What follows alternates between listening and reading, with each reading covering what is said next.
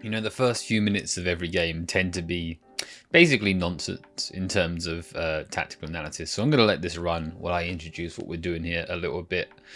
What we have here is tactical cam. This is how clubs, professional analysts on the club side, analyze football games. And lucky, because I know some of them, this is how I often analyze. I'm able to analyze football too. However, because I'm not trying to get my mates sacked, I'm never able to show you tactical cam. However, shout out to Football with Dave, who's uploaded this one to YouTube. So maybe you will be watching this video that I'm making right now on YouTube too. If I have been as arrogant and obnoxious to title this video something like how to analyze a football game, then please forgive me, because obviously a more accurate title would simply be how I analyze a football game. I am not the only analyst in the public space, nor do I think I'm necessarily the best one. And the way I'm going to do things today is not necessarily the only way to go about doing things. The specific angle of this analysis is that I am very interested in Celta Vigo's coach, so we will be watching the game with that lens, but I want to prepare things in a manner that are generic enough that they apply to analysing games in a lot of different situations. What I've done is I've prepared a series of questions.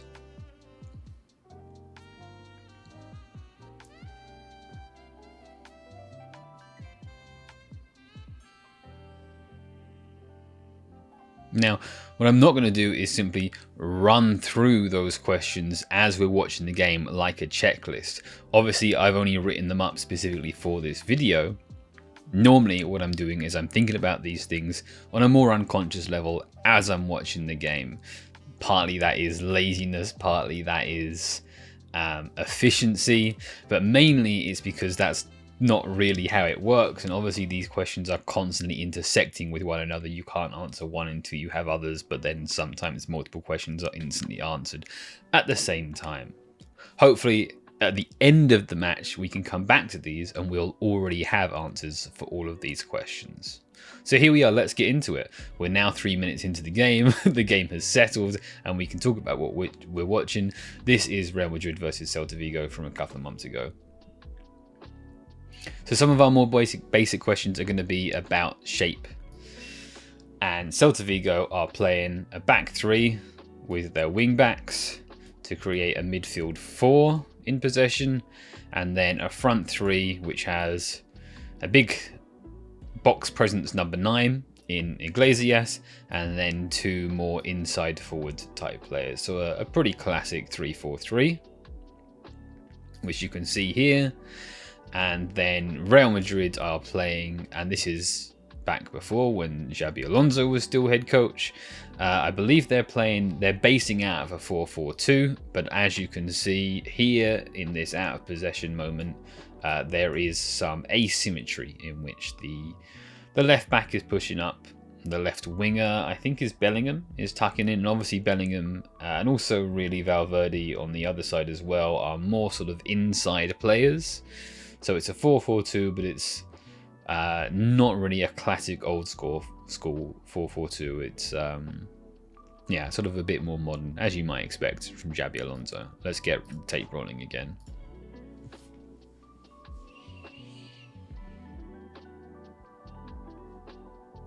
So we can see a ball from the goalkeeper to the wide centre back, and some short pass combination after the fact. So immediately we see Celta Vigo looking to drag the opposition towards one side of the pitch, pulling players over in this direction to then look to access the far side, and they're going to work their way all the way across the back line, and that's going to open up an inside pass. So how did that happen? Let's see if we can find that out. So again, Real in a 4-4-2. Both the front two are being drawn onto centre backs. So I believe that's Mbappe nearest to us and Vinicius Jr. Now jumping onto the central centre-back, who is playing on his opposite side, so crossing over quite a long way to get towards the ball.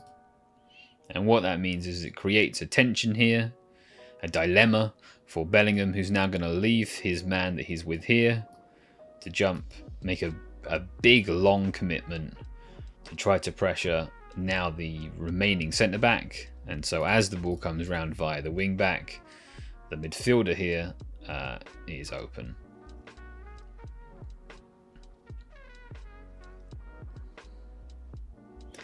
And then we see some interesting movement after the fact. So we can go back again. Something I'm looking for here is now turning back to looking at Celta Vigo. Are the movements and the decisions that they're making here principle orientated or automated? What do I mean by that? Well, let's take a look at the movement we're about to see here. As Celta Vigo are able to find a free man in midfield, we're going to see some movements from the front line. Initially, we see all three players pushing up, away, looking to stretch Real Madrid or possibly get in behind. And then this moment here, the number 9, Iglesias, is going to drop off into the space that is created as Real Madrid are being pulled in 2 different directions to open up space in the middle. So Iglesias drops into that space. The 2 inside forwards are going to continue to make runs on. And to me, I get the impression of automations there. I think we're going to keep seeing that move and very similar moves happen again and again. I also think the how do I want to phrase this? The sort of gradual use of width, where we see the ball played all the way across the back 5 with a big focus on the tempo of when those passes are made. So you go wing back to left centre back to central centre back to right centre back to right wing back to manipulate the opposition from one extreme position of width to open up space on the opposite side. A lot of that and a lot of what we've seen already 3 minutes into the game reminds me pretty strongly of how a lot of Antonio Conte teams play. And those teams are very automation focused. What do I mean by automation? I mean a very specific rehearsed play where, rather than it being a case of the players' movements and passes and decisions are guided by a sort of a scheme, a series of ideas, where we know that we're looking for the spare man. We know that we're looking to manipulate, again, to one side and then access the other. How teams, in my opinion, like Conte's and possibly also Celta Vigo's look to achieve that is by literally rehearsing the exact movements and exact passings and exact times on the training pitch, completely unopposed. No opposition team, just doing it on their own to learn the maneuvers and then maybe do them again under some resistance and then put them into practice in the match. We call those automations. We can see a tendency for the wide centre backs to be pretty adventurous in their carrying. And we can see something interesting at the end here as well. So this is their first, I believe, their first sort of advanced possession, phase 2 possession, opposition half possession that we've seen in the game so far. There was a moment back here where, maybe we can break with speed, maybe we can attack the space, and we call this an artificial transition, yeah. So a fake counterattack. It looks like a counterattack, it feels like a counterattack, it has the effectiveness and the risk of a counterattack, but it's come from their own position. They've manipulated the opposition forward, and they're attacking the space in behind quickly like a counterattack, but the move loses its momentum here as Iglesias is forced backwards and has a slightly loose touch. So then they go, okay, the counter-attack isn't happening, we'll have a slower possession. So now we skip forward to where we were here. So now they've got the potential for sustained possession. We see the wide centre-back, I think it's Alonso. Yeah, it is. It's Marcos Alonso, I believe, continuing his run. And this run here, obviously, possibly this pass could be fed and he can meet it and then they're in the box immediately.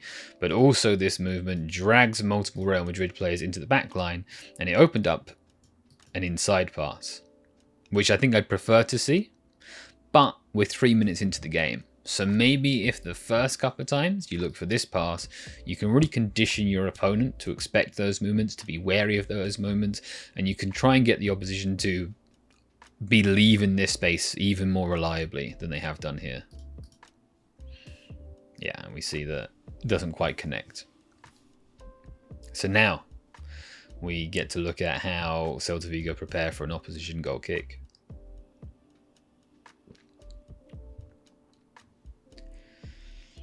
That's interesting to start. Okay, so again, let's touch on Real Madrid's 4-4-2. We can see pretty high fullbacks, and you can see the wide midfielders tucked inside, and a slight staggering in the front two. I'm a little surprised how narrow the front two are for Real Madrid. You would think, given the profiles of Mbappe and Vinicius Jr., being, you know, humorously both players who want to play on the left, but the more general point of them being sort of winger forward hybrids, that they might be positioned with wider starting positions. So we'll keep an eye out for how that might change. But now returning to our focus on Celta Vigo, we see an interesting shape in the front line here. So obviously we've got our back three and we've got our wing backs, we've got to make our midfield four, and we have our front three, but you can see that the front three is kind of switched around from their in possession shape.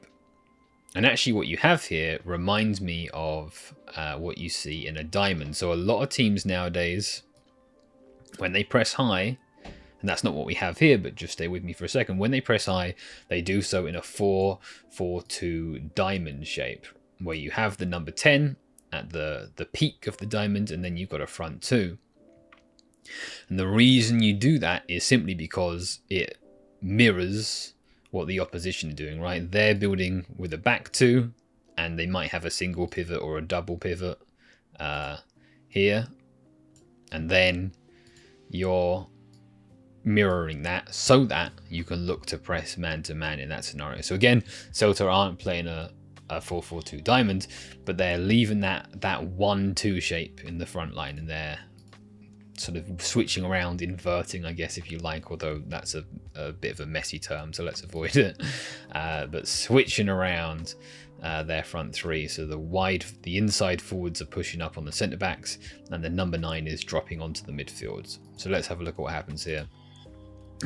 Already something interesting, which is that Real Madrid centre back took the goal kick. This is also something that we see pretty frequently. Why does that happen? What it means is, obviously, Celta Vigo aren't allowed in Real Madrid's penalty box until after the first kick is taken. So if we see what we used to see, which is that the goalkeeper takes the first touch, takes the first kick, and plays it to one of his centre backs, well, that means that they are already committed to one side or the other.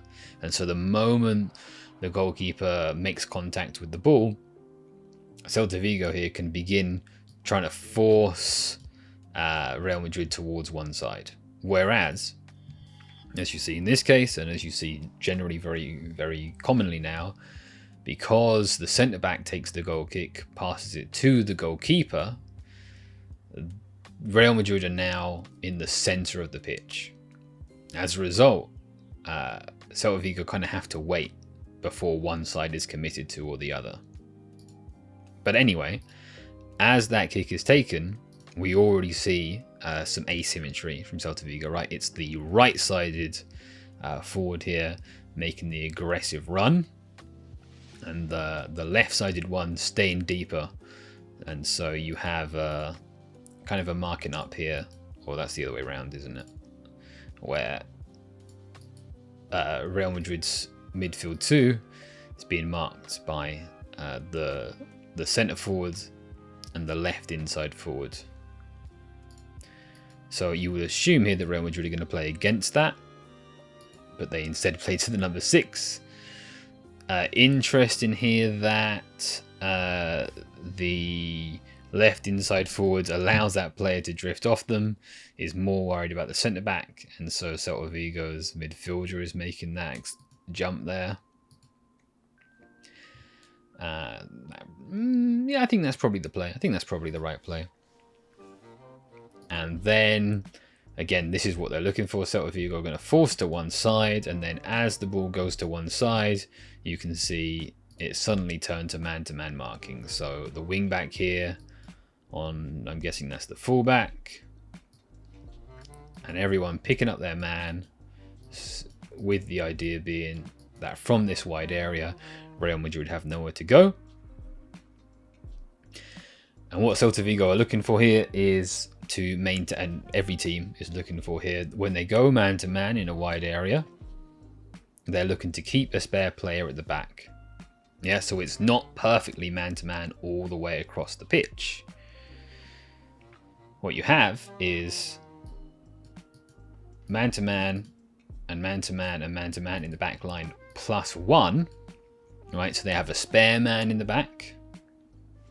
And what that means is the knock-on effect is there's a player over here that left inside forward, well, he's responsible for 2 different Real Madrid players, but that's okay. The reason that's okay is because Real Madrid cannot access this area of the pitch, right? Unless, I don't know, maybe for example you're Modric or Kroos, hint hint, this pass from here to here is incredibly difficult to make, incredibly low percentage, very difficult for the receiving player to control instantly, and gives time for the opposition to switch back across and re-switch their marking and organize themselves. So this is how basically all teams press high now. They force the opposition to a wide area, they jump man to man, they keep a spare man in the back line, and they ask their opposite side, so on this case Celta Vigo's left, their left forward marker, to stand between 2 different options and wait to see what happens. Alright, let's see how this plays out. I'm not going to be pausing this much through, we're going to let this play and we're going to speed things up later as we get on with it. Is individual skill going to win out? Not quite. Celta Vigo win the ball high.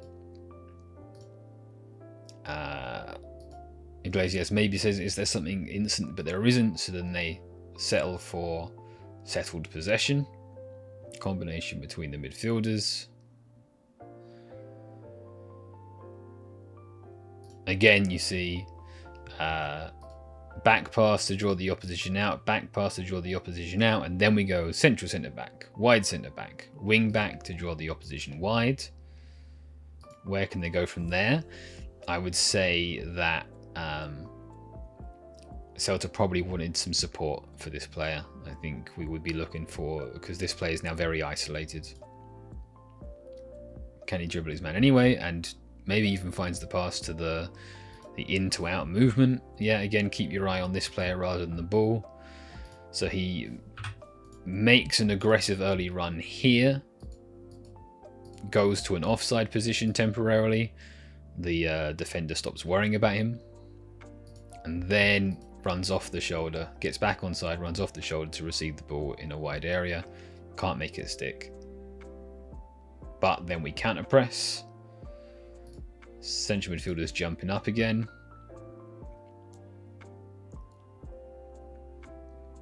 Again, looking to go man to man. Maybe gone a little early here.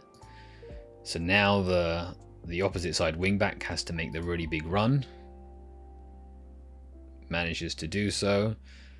But there's a mix up here between Celta's centre mid and wide centre back, Marcos Alonso. So I think that here they should have swapped.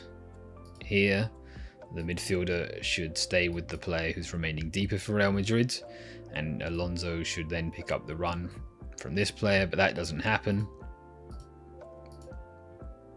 And the Real Madrid player here becomes free. So now Celta have to drop off. So now we can say Celta Vigo's high press got broken, not in a a hugely lethal way, and they're now going to drop off into their mid block. How high is the defensive line of the mid block? Pretty high. And immediately we see exactly what I want to see from a team with a back five, which is to not keep a static flat back five. The moment they're into this defensive mode, in fact, you can even argue beforehand, the wing back is up high, so the back five is actually temporarily a back four, right? And then as the wing back gets back, the far side wide centre back is going to push up into midfield and not let this player, maybe Mbappe, I'm not sure, pick up the ball for free and be aggressive there. And manages to force him over to his teammate, who can tackle the ball out for a throw. And the point I want to make there is that we're looking for that from a back five team. You have 10 outfield players, right? So if you're committing 5 of them to just standing in a line at the back, you're committing half your team. And I think it's very easy to get outnumbered in other areas. So what I want to see my back five team do is constantly looking to move the wide centre-back jumps, the wing-back jumps, the central centre-back jumps, and you're constantly making up a 4 with the remaining players. Obviously, that comes with risk. Obviously, if you get that wrong, you can leave space. But a good team, and we'll keep an eye on it here, currently we're in a 5. The near side wing-back is going to push up here. And then he's going to drag, and actually the wide centre-back is going to maybe push up here. Meanwhile, again, we see that switching around in the front line, where our number 9 is actually on the midfielder, and it's the number 10s who are pushing up onto Real Madrid's backline. Again, you get that mirroring. Real Madrid not afraid to slow the ball down, slow the pace of the game down, and in fact, that is when we're going to take our opportunity to, oh, that's quality. Let's try again. We're going to take this opportunity to speed things up, and I'll try not to pause quite so much now as we get going.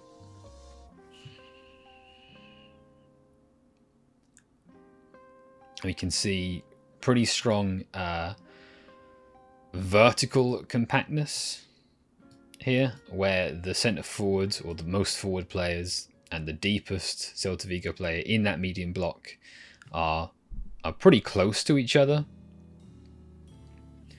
and so the area that Celta Vigo are defending is not that large. That's compactness, and generally that's something that we're looking for as a positive thing, as a sign of good organisation. Obviously you can get too extreme with it, and you can with anything. Okay, wide centre back into midfield, looking for, again, the centre forwards are dropping off here, so starts high at the moment of the transition. Everyone's pushing, or not everyone, but he's pushing into the Real Madrid back line. And then as possession slows, he drops, creates this little triangle to combine with, and finds the far side wide centre back. And again, that to me feels very, very rehearsed, very automated. Yeah, he's playing this pass before it comes to him. He already knows that that's the pass to make. That suggests a certain level of rehearsal to me. Could be wrong. Ball is lost, and we return to the high press. Again, we see forcing high and trying to go man to man. This time Real Madrid trying to make the switch, and that's why the switch doesn't work, right? Again, that's what I'm talking about, that being a very hard pass to play off. And even when like that looks pretty accurate, a ball that travels that far has to float, and a floating ball is a ball that can be intercepted. It doesn't stick. Real Madrid get the ball, and now Real Madrid are going to advance to advanced possession. So now Celta Vigo are in their low block, and we're going to look for the behaviours that we can find there. Aggression in wide areas and winning the ball. Can we counter-attack from this scenario? Looks like the counter's pretty much fizzled already, but maybe we can draw the opposition on. In to outrun from the wide player. Diagonal pass, that's really nice. That's lovely football. Let's look at how it was created again. So after a non-transition moment, We go wide centre back to wing back, drawing Real Madrid towards one side. Something that's a bit of a recurring theme is, well, we've already said the recurring theme of working the ball quickly to the wing back via the centre back, so back. There's a chant going around English football at the moment, sideways and backwards everywhere we go. Here, Celta Vigo, they go backwards and then they go sideways, but they do that for a reason, and that reason is to draw Real Madrid out to one area. Something that I think that they're doing really well in this game, and spoiler alert, something I've seen them do well before, is they have a lot of ways of finding the way back inside. Yeah, working the angles, utilizing movements to find quickly a way back inside from a wide area, and I think that that's something that a lot of teams fail to do. And again, immediate bounce pass. Yeah, we ball in midfield, ball out of midfield. And again, that says to me, that's a rehearsed, automated movement. And that's really nice. Maybe that is too, that diagonal pass to the other number 10. Really lovely. All right, we'll take a brief look at the set piece here. I'm not going to spend too long on set pieces. We can see a hybrid approach from Real Madrid defensively here. So this is a zonal wall. And then we have man-to-man marking of the targets over here, and we can see from Celta they're going to group a couple of targets around the penalty spot. They're going to stick one player to interfere with the keeper and one player to interfere with the zonal wall. And then as the kick is taken, we see a rush from multiple angles towards the near post, but that's not where the ball is going. Is that deliberate because they're looking to isolate one player in a different area, or is that a miscue? We don't know. Back to the goalkeeper we go. Quickly into their in-possession shape, and again, looking quick for those early balls. So we go out wide and then immediately runs off the ball, looking for that diagonal movement in behind. It's direct. Yeah. It's a type of football that kind of lends itself to being, you know, the likes of Celta Vigo when you're playing Real Madrid away from home. It maybe doesn't speak to being a team who are expected to dominate possession, but this is where we can utilize statistics to be our friend. I've got to come back to this in a second. This is where we can utilize statistics to be our friend and say, actually, in the league, Celta Vigo average more than 50% possession, which puts them 8th in the table for possession at the time of recording this video. So they are a team who are not afraid to have and keep and control and work the ball, but their specific approach to this game against Real Madrid at the Bernabeu is a more direct approach to football. So again, working the ball to the wide centre back, working it across the back line, this time via midfield, and again we see first time passes, players know where they're going to be, and again we see that movement in the front line.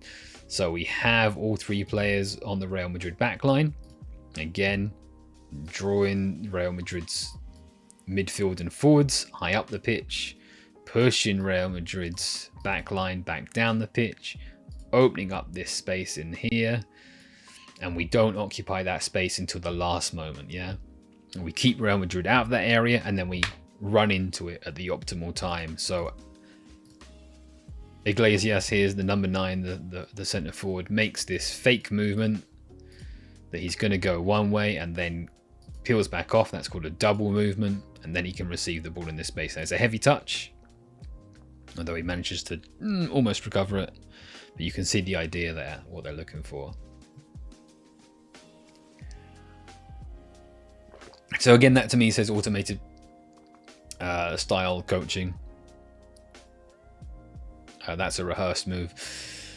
The big upside of automated attack and football is that it's very quick to learn. Players get the hang of it almost instantly. You know, you do it a few training sessions, you learn the move, you take the move to a match, you can do it instantly. Whereas some of this more sort of principle-orientated football that Xabi Alonso was trying here at the time takes quite a bit longer to learn. And he maybe was not able to instill those principles in time before he got the boot, before the players had enough of him. But speaking of players having enough of him, that automation style of coaching, the players find it pretty boring after a while. You know, you do it for a season and that's all fun and good, and then you go back for a second season, players are sick of it. And I think that probably goes some way to explaining Conte's career, that he often has a lot of success in his first season, and things tend not to last too long after that, right? That's a bit of a recurring theme in his career, and I think that this style of coaching goes some way to explain that.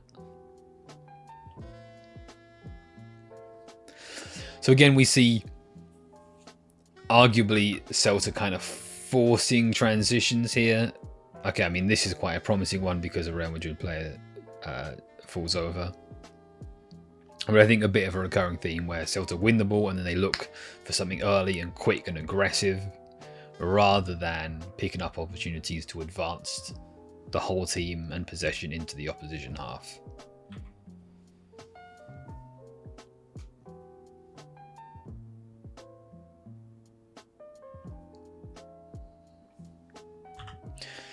So in the low block here, we can see pretty significant horizontal compactness. Yeah, so this is the right wing back here. Here's the left wing back here. They're really not far apart from each other.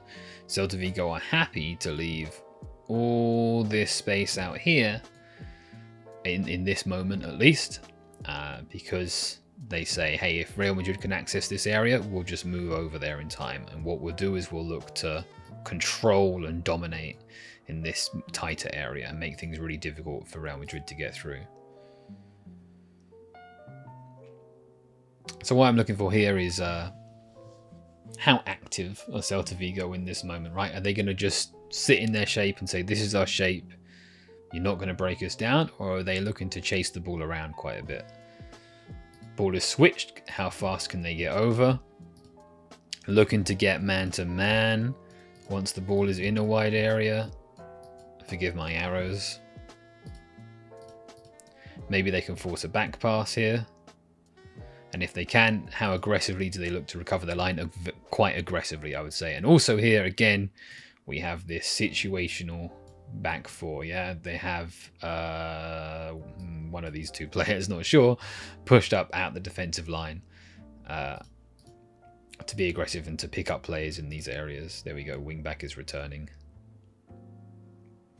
Again, man to man, look to force a back pass, look to recover the back line, recover some territory, rather than just being stuck in your low block. Every team gets put in their low block. Man City gets put in their low block. Bayern Munich get put in their low block at times. The measure of aggression is how quickly can you recover out of that shape into a higher press or a medium block, or actively win the ball. Here we have something a little slower from Celta here. And again, you can see these orchestrated movements. Once the wing back receives the ball, Broja Iglesias again looking to do that. I'm running in behind, lol, just kidding. No, I'm not. I'm dropping into the space. Similar ideas from the wide forward here. Movement from the midfielders. Movement from one midfielder to open up the angle to the other. I believe this is Sotelo on the ball here. And then can we access the far side? Again, wingback receives the ball and everyone's on their bike. And can we find the ball in behind? Again, somewhat direct, as you would expect in the scenario, but after a little bit of patient, short passing play to open up those spaces.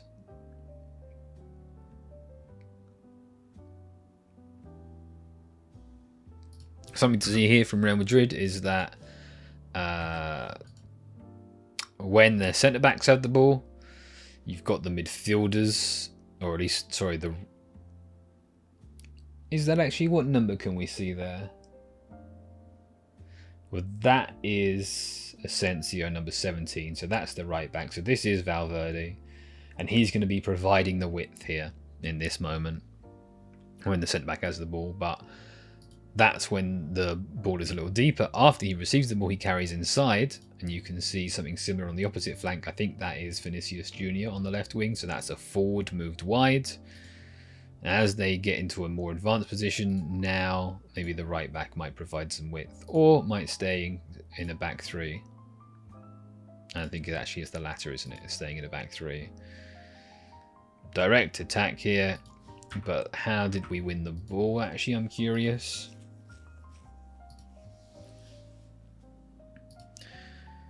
So, box defending behaviours.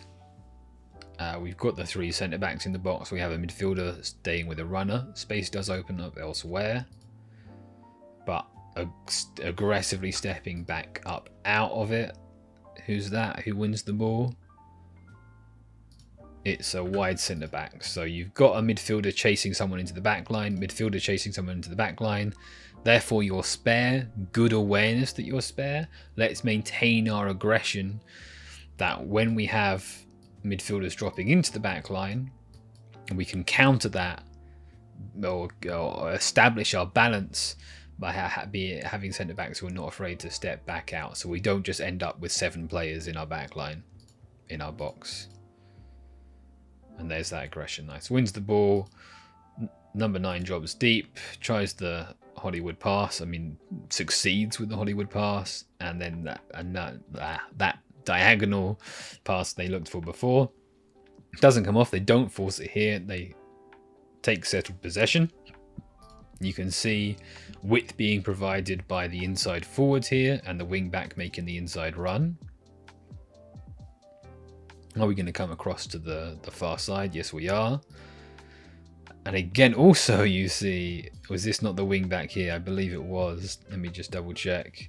Yeah, here he is, number 3. That's Mingueza. Oscar Mingueza is wide and then makes the inside movement as the winger comes inside. So rotations, keeping Real Madrid on their feet. Who is it you're facing up again? Who's your man? Similar ideas over on the opposite side again. Diagonal play, looking to bounce passes off the front line. That's a midfielder in the front line there. Aggressive movements from the wide centre-backs, opening up space centrally to then go wide late. And then we're looking for the cross into the box. When we lose the ball, how many men do we have behind the ball? More than Real Madrid have, so we're not outnumbered. But at the same time as not being outnumbered, we're not way too deep. We don't have too many spare players. So here, as I believe Vinicius Jr. picks up the ball, we can be aggressive onto him and still keep a 2v1 at the back. Actually, maybe too passive from the individuals here, but I don't blame them being a little spooked. Obviously, the individual quality that Real Madrid offer, especially in the transition, is astronomical. So I can't blame Celta players for being a little bit shaky, you know?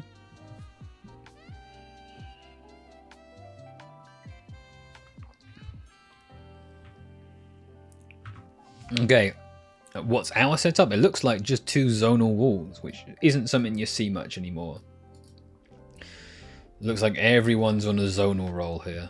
Maybe these players are about to jump man to man, like the moment the ball's in the air they pick up their man, but they're not tight to them at the start. You don't tend to see that very much. Certainly in the Premier League anyway. Yeah, so now they do pick up individual players. And they concede a shot. They concede a dangerous shot in the box. So if, and again, for example here, I'm positioning myself as a Tottenham fan. Well, I am a Tottenham fan. I'm positioning myself as if I were a Tottenham analyst.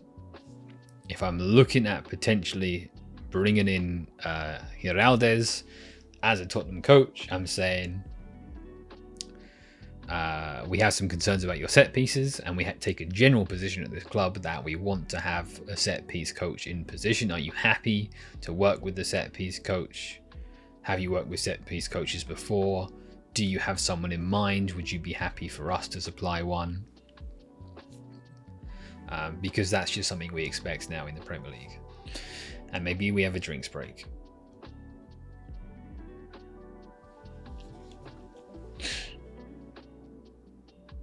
So maybe now I will have a look at some of my questions and see if we have some answers for them. Which team is playing at home? That's Real Madrid. Which team is the consensus favourite? That'll also be Real Madrid. Which team had more of the ball and or territory? Early to say in this game, but we know in the end Real Madrid had 58% possession. We can just look that up, cheating ahead here. How often did each team press high? Both teams took their chances to press high. I think it's fair to say. How did each team shape up in possession generally? So we know that Celta Vigo played a 3-4-3 with inside forwards and fairly deep central midfield pair. Real Madrid utilised a 4-4-2 where their wide players frequently tucked inside, and they were very dynamic with their front two. Obviously, as you would expect, Vinicius and Mbappe making up as they go along because they're in charge of their own fates, and it's up to them to decide what they want to do when they want to do it as an attacking pair, basically. Real Madrid finding the spare player in the wide area. Again, we have adventurous positioning from the left wing back. He's not just taking up his position on paper in the back line. Why would you need a fifth player here, right? Because you've already got a 4v3, arguably even a 5v3 with the midfielder here. You don't need another player there, so he can be aggressive up here and allowing further aggression down the line from his teammate.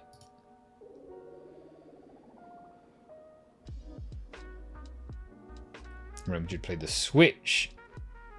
Near side wing back pushed up. Chasing back passes and aggression ends in a foul. Back to our questions.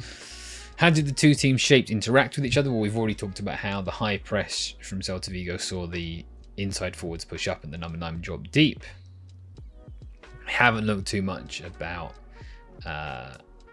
Real Madrid's in possession game. We've only glanced at it so far, but we'll keep an eye out for some of the more dangerous moves Real Madrid might have in this game and maybe try to work backwards from them. But we certainly see very dynamic positioning from what pass from Real Madrid's front pairing.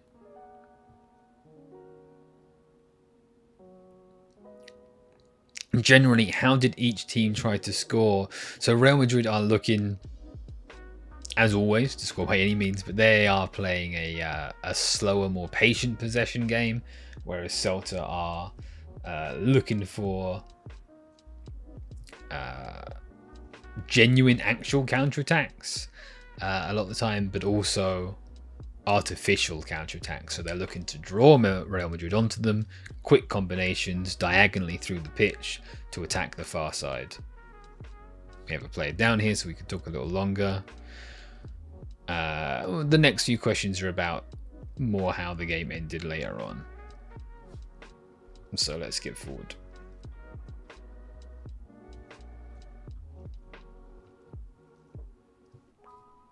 And into the high press, jumping man to man in wide areas. Real Madrid look to go long.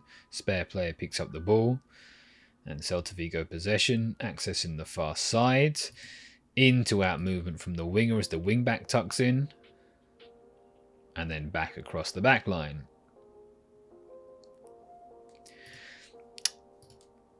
Midfielder there kind of stepping on the toes of the wide centre back, but we can access the far side wide centre back and they're aggressive and even go through a shot there.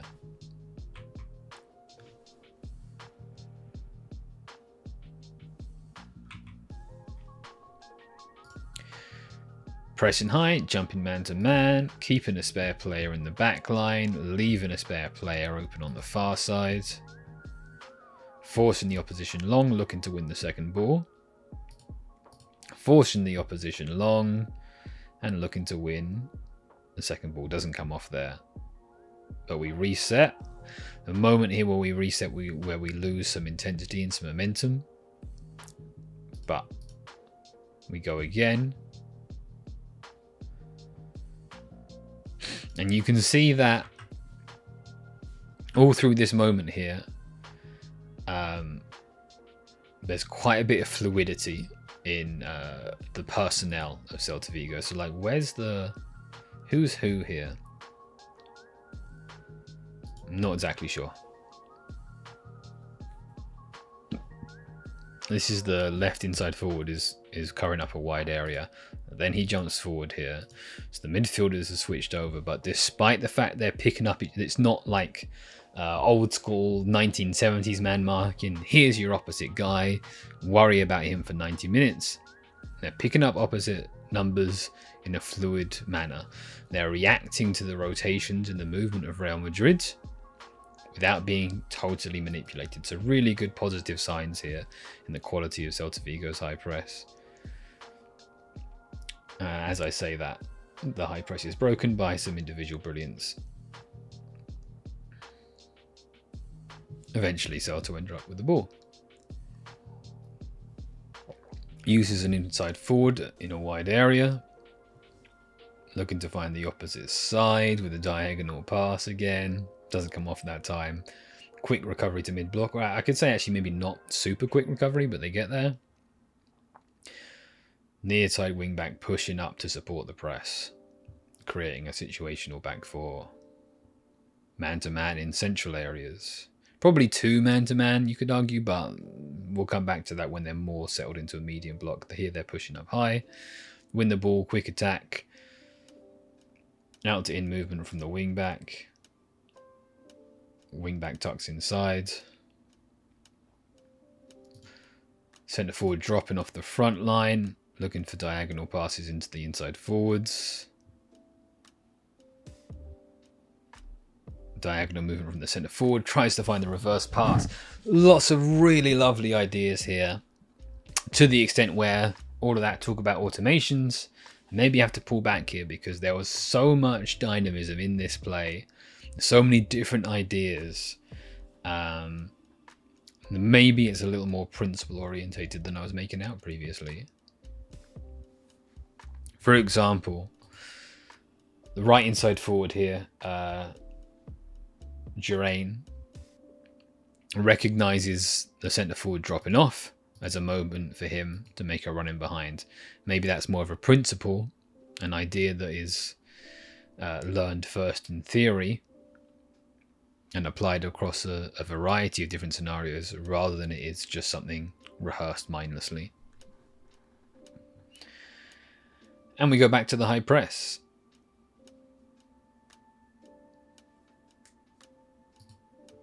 And in fact, when I was talking about that tip of the diamond thing, as we're seeing the game push on here, we're seeing more of a flat two from Real Madrid.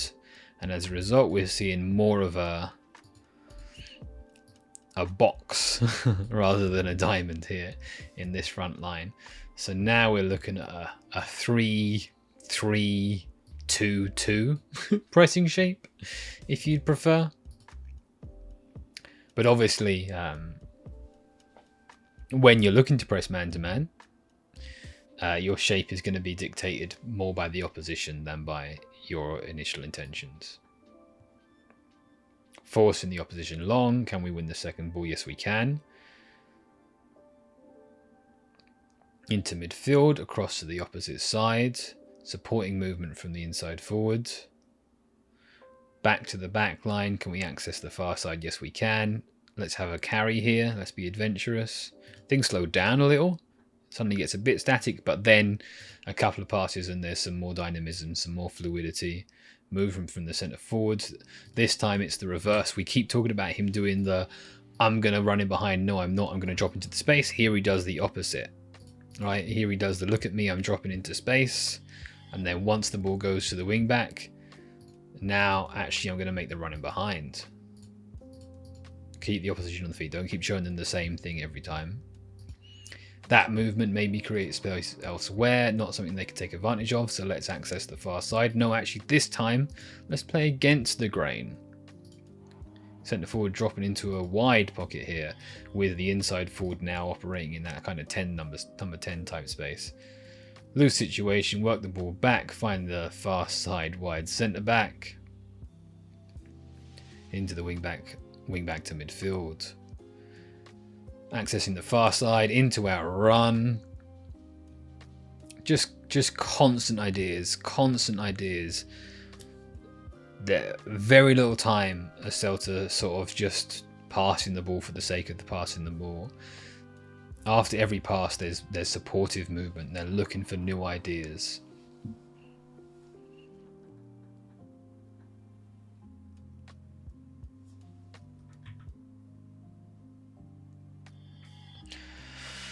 So let's talk about Real Madrid's high press here. We have the 4-4-2. Vinicius is calling an instruction on someone, and you can see the way that the 4-4-2 matches up against the 2-4 of Celta Vigo.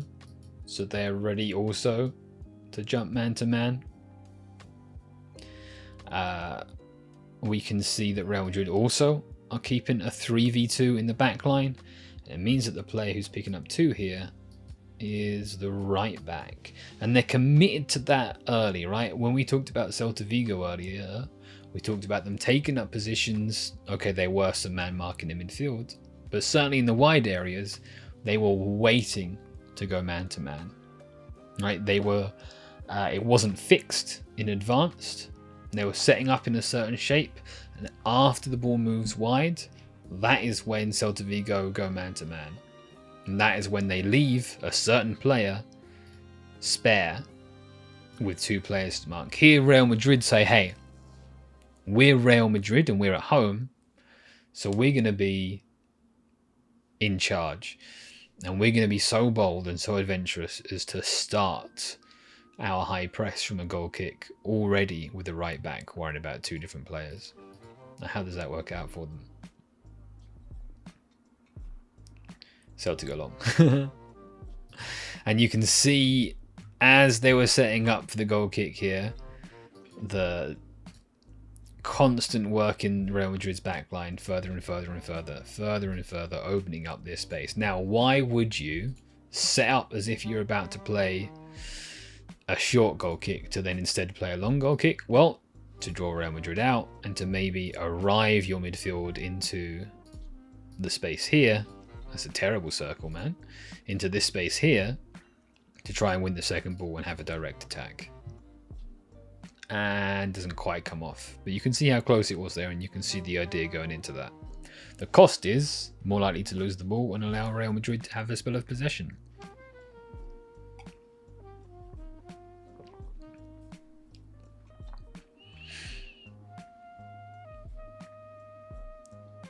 Okay, we're looking for some low block behaviours from Celta Vigo here. Flat back 5 at the moment.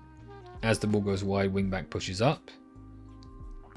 Looking to jump man to man in wide areas. Is that the wide centre back? No, it's not. Forgive me. And again, dynamism in how they're picking up their man. They're not just glued to one guy. They have to be fluid. They have to adapt as they go. Wide centre back, or even central centre back, sorry, there. That's Starfelt, isn't it? Starfelt jumping up. Yeah, so we're not just keeping a static back 5.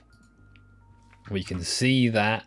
Starfelt here can see that a player is about to become free in this area, and he's not going to let him. He knows that you don't allow spare players to turn with the ball unpressured in midfield. So we jump a player out. And we're not afraid to leave a back 4, or even in this scenario, really, 3 players in the back line in order to keep pressure on the opposition at all times, right? This is our block. Anything that happens in this area, we're aggressive, we're on it, right? We're not looking to defend this space right here right now. We're not looking to defend this space right here right now. This is our block. It's not a large area, right? It's compact. Both vertically, it's very compact vertically, and it's pretty compact horizontally. So we're giving ourselves a smaller space to defend, which means that in that space we're aggressive.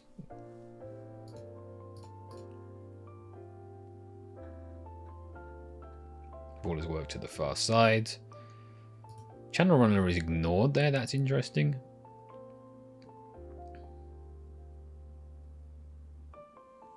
Getting pushed into our low block now.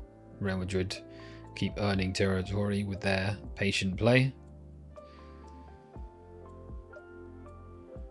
Chasing the back pass. Can we recover our medium block? Some of it, yeah. And aggression man-to-man in wide areas. Can we look to counter? Not that time. Now we have a player down. Opens up space in the centre and allows a shot as a result. Iglesias not happy with the referee over that. But that's the game, buddy.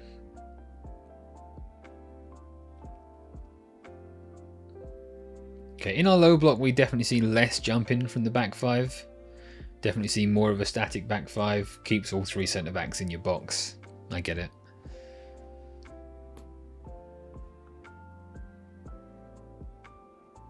And now we're on to our goal kick. Anything different from either team here? We're beginning to see more and more of this interesting staggering in the front line where the centre forward pushes up really high and the left inside forward pushes up really high, but the... Is that right? Am I getting it mixed up here? I think maybe... What number are you? Yeah. The left inside forward's dropping all the way into midfield, and the midfielder is picking up this spot here. Isn't that interesting? And I guess we're going to go long here. Yeah, we do, and everyone knows beforehand. And now can we arrive to the second ball? I guess that's maybe why the midfielder is now being used as the third most advanced position. Because he's trusted to win a second ball and pounce on a loose ball in midfield. And now we're into our high block. Man-to-man in wide areas. Central centre back picking up a runner there, not afraid to leave his back line. And wing back pushing up. Chasing back passes and recovering our back line, temporarily a back four. We give up a foul.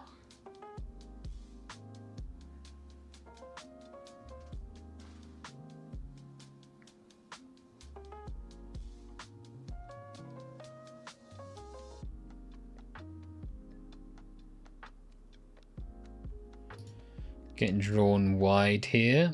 Can we make sure we cover midfield still? Good energy to get back across. Zonal defender here. And now we have a man down again.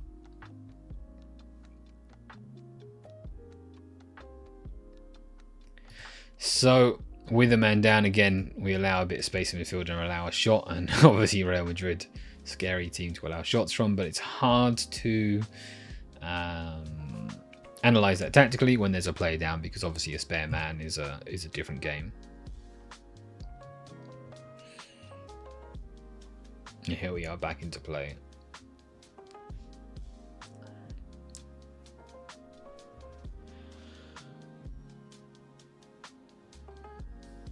And now we're loading the front line more here. So earlier we were, as the ball went to the wing back, we were looking for those drop-offs from the front line to get into this space.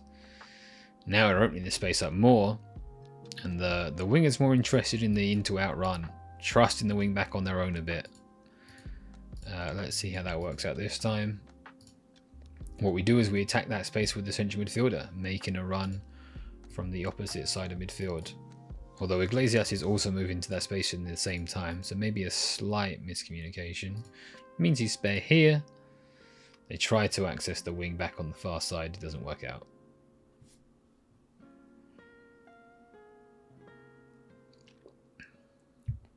Slightly slower recovery from the forwards, but man, they've done a lot of work already.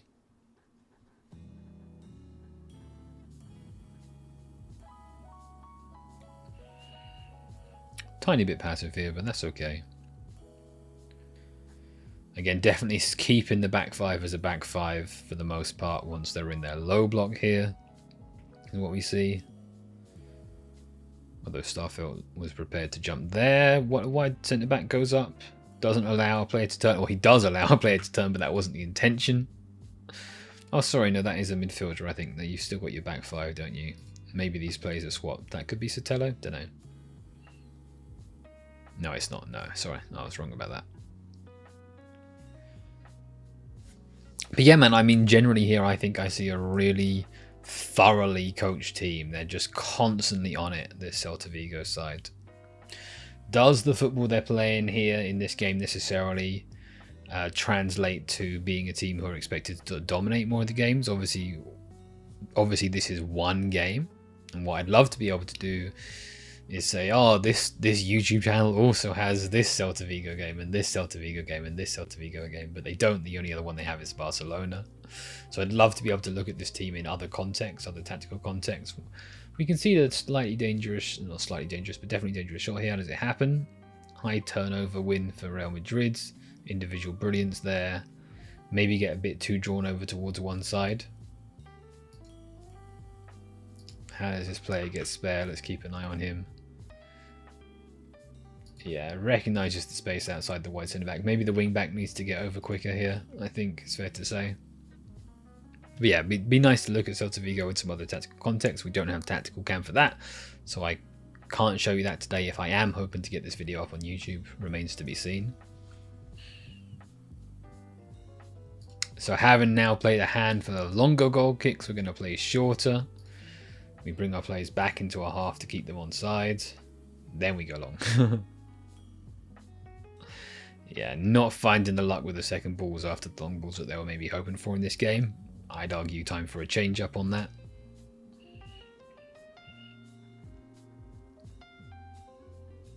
Now we are spending, as a result, a bit more time in our lower block, giving up territory and possession to Real Madrid as a result.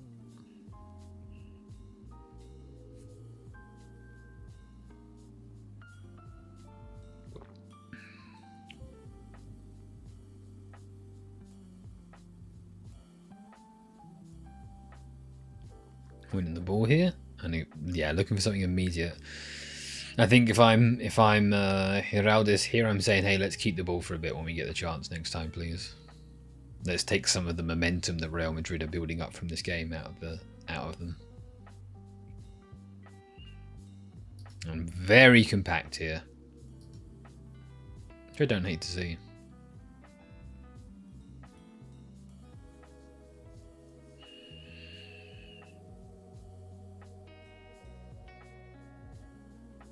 Keeping it 3-3 when it goes wide. Can they recover to go on the opposite side? Decent stuff. Decent stuff, I think. And I think that I've spoken repeatedly about how when they are in the low block, they're keeping that whole line of five. As a line of five, they're not jumping players out anymore. But they're generally avoiding getting too many midfielders drawn into that back line as well. Able to keep presence in the middle and not allow free players picking up the ball in midfield. Here we're going to go long, but we're going to push the whole team up beforehand. Can we win the second ball? And I think that the clue for why this is now happening is here. Now we're just looking to survive the half. Let's kill the half by making non-football happen as much as possible. We do win the second ball this time. Work it back, so we draw the opposition out, work it wide, draw the opposition over, find the diagonal pass in and the diagonal pass to midfielder, and look for that up, back and through. Up. That's not up, back and through, Nathan. That's just up and through. Whoops, never mind. But a really nice try on that attack, I think. Everyone knowing their part to play in this move. Yeah, this midfielder knows that his teammate's going to be here. Iglesias dropping off the front line, and the counter movement from the forwards, inside forwards, gets a player through on goal. Good effort, everyone.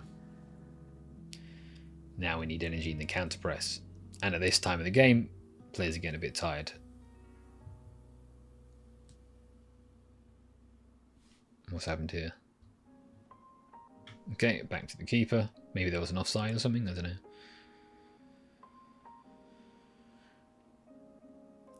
Can't get having less success with the out to in movements now. Maybe Real Madrid getting a bit wiser to it, picking up those runners better.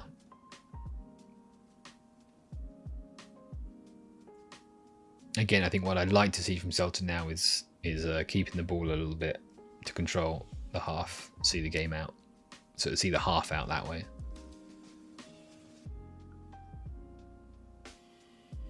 I'm looking to take a slightly fewer risks in possession at this point.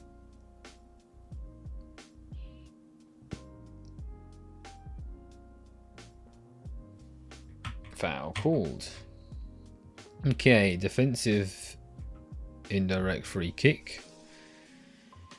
No rest attackers, 2 players outside of the rush. Not much to say about that. Except bad header attempt from the keeper. Someone's down.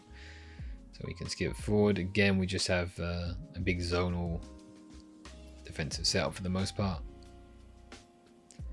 Can we recover our line here without being switched off to runners? Good effort. But then Mbappe is kind of just Mbappe and forces you back dramatically.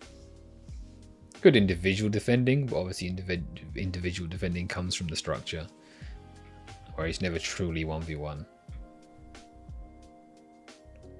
Maybe have a break here. Nice try. Let's look at how we came to this.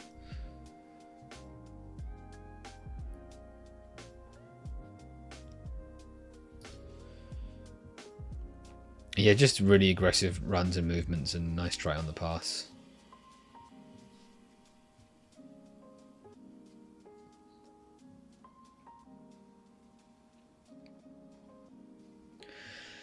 So yeah, this I think is 46 minutes. Mentally, we're maybe going, we're going down the tunnel already for half time, and we're dropping off a little bit. We're losing some of our energy, losing some of our aggression, and allowing a player to pick out a pass over the top.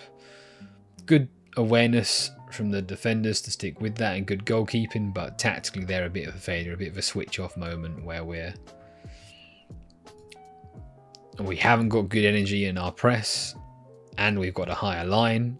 Those things in combinations, like they either need to be dropping off here, or they need to be not allowing a player to have a free pass. So a bit sloppy here for a moment after a turnover.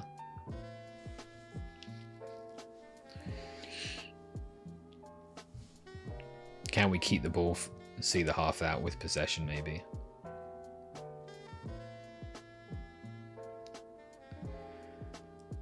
Into outrun for the midfielder. It's not working, not coming off for a few times in a row now.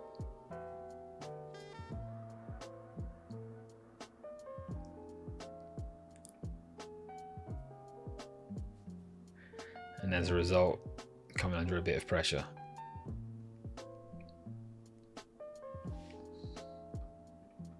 Maybe we can get into some other questions. So, into our advanced section on the questions. When defending in their block, are they looking to do so high, medium, or low? So a lot of the time they're looking to recover aggressively to their medium block. Obviously they press high when they have the opportunity. They press high from the opposition goal kick. But I think for the most part they're looking to be in that medium block a lot of the time. How vertically compact are they? Very vertically compact. Obviously when they press high, they can't be that vertically compact because they have to keep at least a couple of defenders on the halfway line. But in their block, they have strong compactness, and horizontally, similar answer to, despite having wing backs, they're defending pretty horizontally compact in their block. How willingly do they accept being pushed into their low block? Yeah, somewhat willingly. I think we do repeatedly see Real Madrid. Oh, there you go, that's half time. We do repeatedly see Real Madrid work the ball with short passing to advance possession. Here we are in the second half. Let's see. We'll leave the questions for now. Let's see if we can find any differences. So, basic shape looks the same for Celta. Real Madrid is not clear yet exactly. But maybe Real Madrid are going to go more direct on the wings. And the thing I was asking for Celta is to keep the ball a little more in the second half. So let's see if that can change or not. Okay, drawing the opposition out and going longer. If anything, that is the opposite of what we're looking at. And we can see the shot as a result of some head tennis there. Continuing with our back three shape. Wing back, back three, wing back. Continuing with our midfield two and our front three. So same shape for Celta. And then Real Madrid also still operating out of a base of a 4-4-2, I believe. We'll see if there's any change up in the specificities there, but maybe less aggressive positioning here from the left winger. Maybe he's not. Maybe he was over here first half. And here we go along. Real Madrid win the second ball and are going to set up in their established shape. Let's go back to some of our questions. How man-orientated or zonal is their block? Pretty man-orientated, I would say. Not totally, not absolutely, but they are looking continuously to pick up players in that situation and in their low block too. How does each team shape change between their settled block and their high press? We got into that already in the details there. What role do the fullbacks or wingbacks play in the high press? So in the high press, Celta's wingbacks are asked to jump onto the opposite fullback.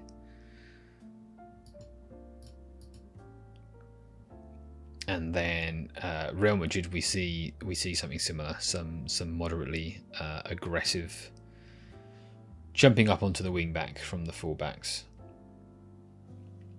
Celta going to look to set up to press high here.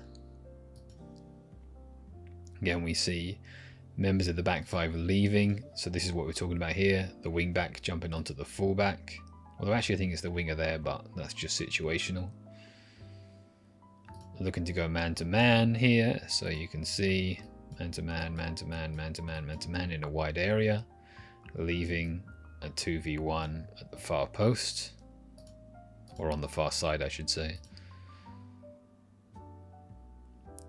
Man to man, defending undone by individual brilliant carrying.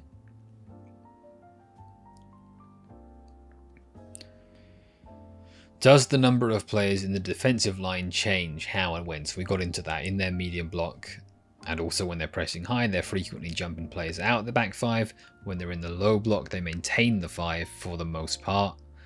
And the balance to that is that they avoid dropping midfielders into their back line most of the time.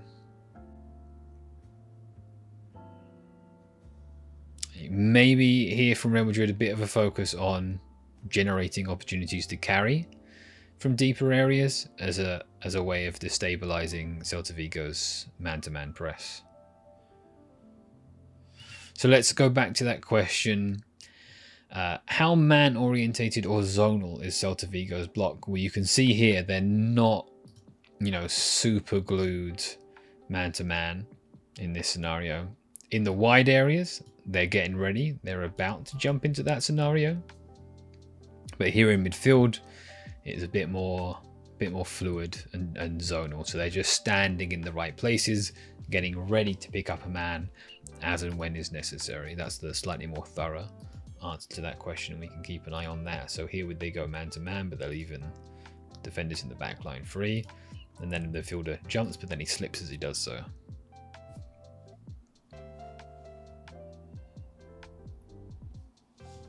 So maybe in the second half here, Real Madrid looking to play bigger passes to players in wider areas more in the second half. That's the adaptation that they're looking for. Any change in final third dynamics? Not too much. And it's a pretty nice play here, the wide triangle that Real Madrid create and then look for quick passes. And I think they're still to do a good job of not being drawn out of their shape too much and picking up the free players there. Or not allowing free players, more to the point. And again, here we see more zonal tendencies in the low block from the midfield bunch. Only going man to man once the ball is wide. Again, maybe Real Madrid looking for the switch more often there.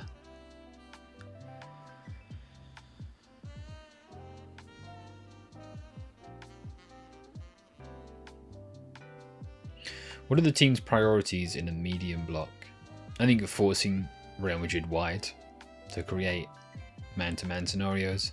What are the team's priorities in the low block? I'd actually say similar. I think that they're pretty keen to recover to their medium block would be their second priority. But they're actually looking to do that by forcing the opposition wide, or inviting the opposition wide, I should say, and then jumping man-to-man. But here you go. Here they are trying to recover to medium. Actually, maybe losing a bit of aggression here. I think they could be more aggressive here.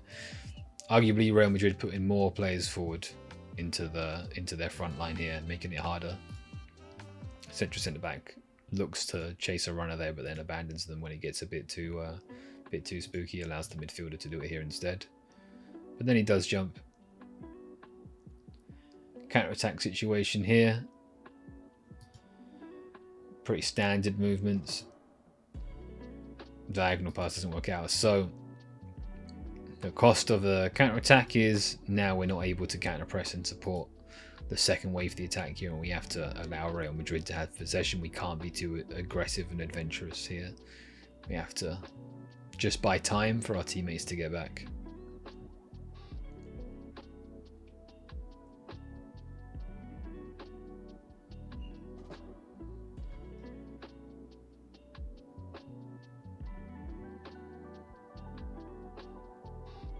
Good defending 1v1, but can't get out against the counter press.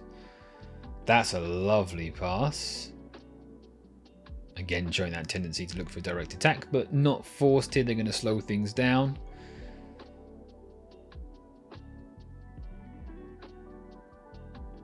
Working the ball through midfield. Some good supportive movements. Again, we see swapping from the inside forward and the centre mid. Or maybe... Oh, I missed a goal while I was looking away at my who scored page. Okay, so we see some midfield rotations here. Good escape there. And you can see the movement to arrive in the channel so that as the ball comes to the final third, we have that staggering between Real Madrid's lines, right? You see how, except for this first one that I messed up, Real Madrid are defending in a back four, and so what Celta are doing is they're putting a player in between the lines. He's about to arrive in between the lines there, so they're constantly stretching. Right, this is the whatever, constantly stretching and making Real Madrid worry about who belongs to who and where the space is. So the diagonal pass there, so that when the ball does go wide, there's time on the ball and space to receive it in. Now there's an opportunity here for maybe the early lofted cross to the back post. Two Celta players there, but the wing back opts to slow things down, and then there's the counter movement. This player now, who was originally a back post target, is now going to make a dash to the penalty spot. I think that's where he scores from. Yeah, and it's woof, what a finish as well. That is outrageous. Little heel flick. Lovely, lovely stuff. So there was a halftime sub, but I think it was like for like. And obviously there was a first half sub for Real Madrid. Militao went off injured and Rudiger came on, but again, that's centre back for centre back, so no significant change. Wakey mate, look at the video. Real Madrid have just made a sub and changed to a 4-3-3. So Rodrigo has come on for Asensio, the right back. Rodrigo's going to play right wing. Valverde's going to move to right back, and Vinicius Jr. is now going to play left wing. That is a move to a 4-3-3. I don't know enough about the Celta players, the one who went off and the one who came on, to tell you anything about them. But positionally is like for like, I'm pretty sure. And so now we can look at how does the game state change the game here. Are Celta going to drop off more? Are Real Madrid going to be more adventurous, more aggressive, put more players forward? Is that going to open up a space on the counter-attack? Or are we going to not see much change? Does a one goal difference not make much difference to either team's approach? Maybe returning to more adventurous positioning from the left back here, and Celta go long.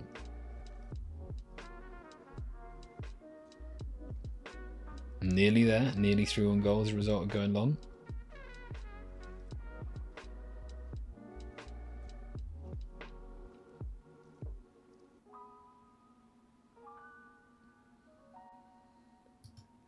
So here's that man-to-man tendency you can see here a little bit, but still largely zonal.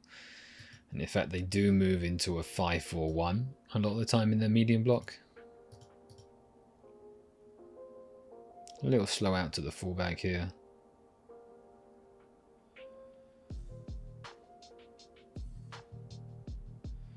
And that is decided to be a foul.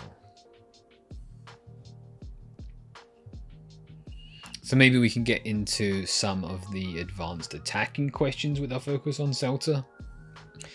How did each team's shape change between phase 1 and phase 2 of possession? So what do I mean by phase 1 and phase 2? When you've got the ball in your own box, like from a goal kick, or when you're being pressed really high, that's phase 1. And then when you've established possession, you have it on the halfway line. So this here, I would call phase 1 possession. Once the ball comes into play here, any second now.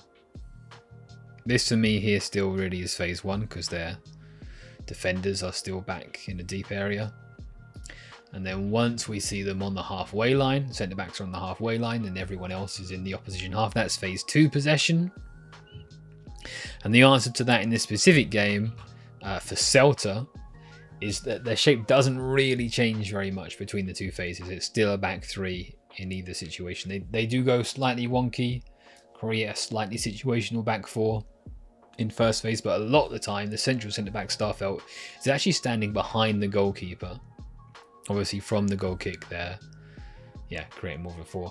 Whereas Real Madrid, we see them frequently making a back 3 from their back 4 as they move from first to second phase possession. Maybe we'll get a glimpse of that in a second if this settles. Yeah, so I'm pretty sure these are the two centre backs and this is the right back creating a situational back 3. Whereas this will be the left back here making an aggressive and adventurous run. So that's their asymmetry in their back 4 to create a back 3. That's something that they go to in phase 2 possession.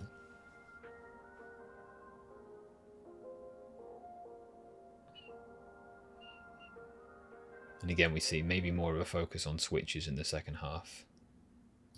Is that because Xabi Alonso's gone in at half time and he or one of his coaches has said, hey, Celta are really horizontally compact in this game, so if we can hit some earlier switches, we can maybe access the far side, especially if we're playing Vinicius wide left. And as a result, maybe we can create some 1v1s for Vinicius to take advantage of in the second half. So going back to our questions, how do each team progress the ball up the pitch? More centrally, more about width, or is it a mixture? And I think in Celta's case, we see them going wide early to then work the ball either direct from wide, or they go wide to then find diagonal angles inside. Whereas Real Madrid, we see more of the sort of the U shape, working it from one side to the other more slowly. But I guess that's kind of the same thing, really. Counter-attack scenario isn't quite on. Are they going to slow it down here? I think so. Yeah, they're going to. So this is what I mean by second phase possession for Celta Vigo here.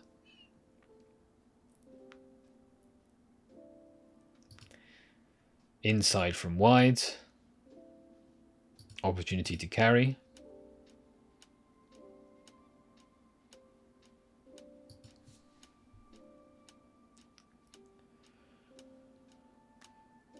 Straight through the center of the pitch. Yeah, nice combinations here. Real are giving them too much time in midfield, I think it's fair to say. But you can see these first time passes looking to connect. Opens up the lane here into the channel for a shot.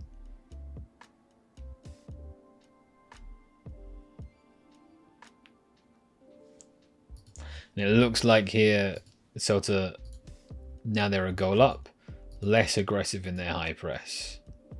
Happy to let Real Madrid have a bit more of the ball. Centre midfielder coming over here because the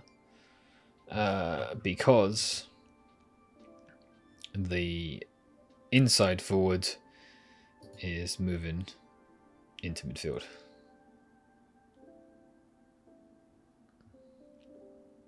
Tracking a runner in that direction. Not allowing Vinicius to be 1v2, more 1v3 in this scenario, which means the wide centre back can pick up the loose ball. Can we draw the opposition on and attack the space? We go centre back to centre forwards. We find secondary diagonal passes.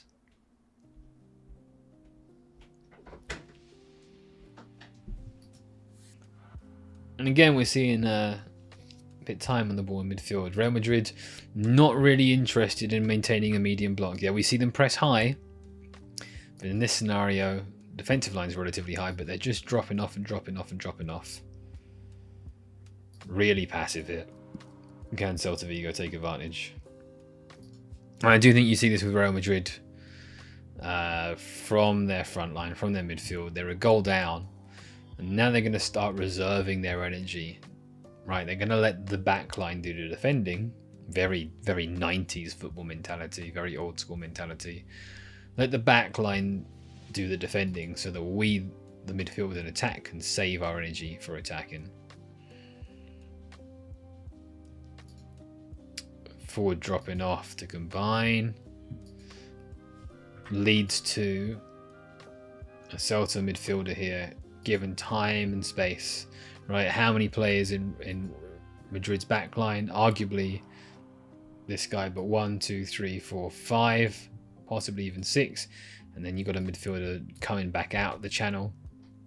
So lots of Real Madrid players committed to the backline.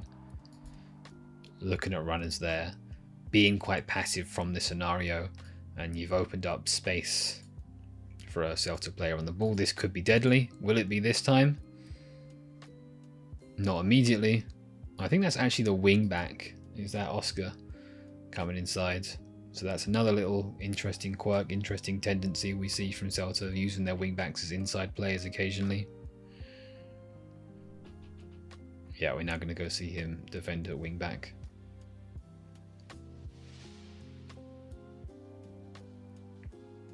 Ref's unhappy about something, not sure what I missed, but we'll just skip forward. So that's one of the ways we talk about Real Madrid's defending there. One of the ways, again, they will press high, but once that's over, they lose a little interest. Real starting to pick up the cards here as they're getting frustrated. Things are getting sloppy. Midfielders aren't, frontline players aren't putting necessarily the shift in.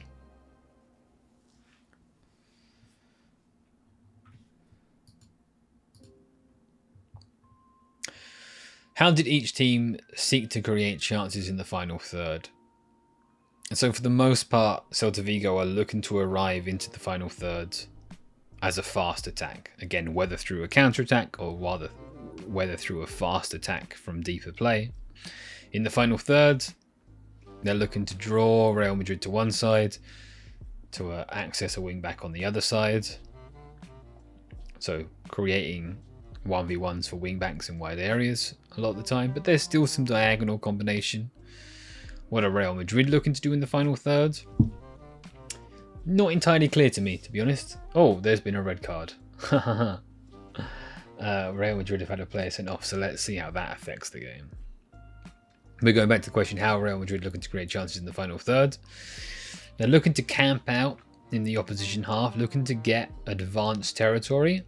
And from that point, I think it's more about the individual players. Obviously, we've seen second half more of a focus to switches to wide players. Maybe get Vinicius Jr. isolated, maybe get Valverde isolated.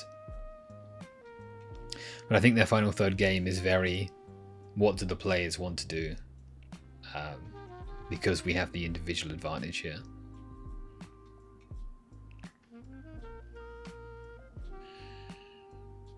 Again, diagonal combinations there. Yeah, so we play wide centre back to centre forward back to centre mid. There's a channel run from the left inside forwards. If that was a bit sharper, he would have been through. Yeah, if they'd played this pass early first time instead of a first touch, could have been through.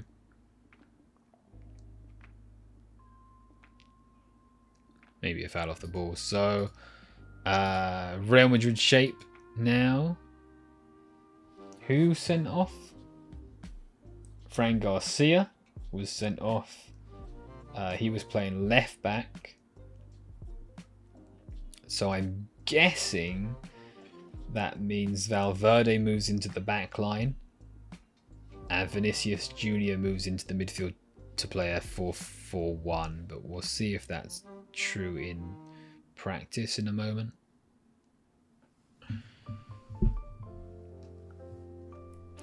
Going back to our questions, what role does dribbling play in ball progression? For Celta, we see not a huge amount of dribbling. We see the wide centre-backs carrying forwards adventurously when they have the space. And we see wing-backs looking to go for 1v1 dribbles in the final third. But outside of that, not a lot of carrying, I think it's fair to say. Occasionally the midfielders carry when they have space, but there's not a ton of that.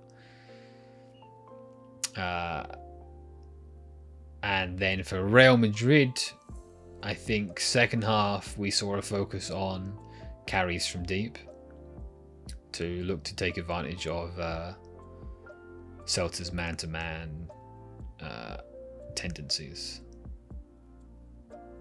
And of course, when you have Vinicius Jr. and Mbappe, ball carrying and dribbling is very significant in final third play and chance creation.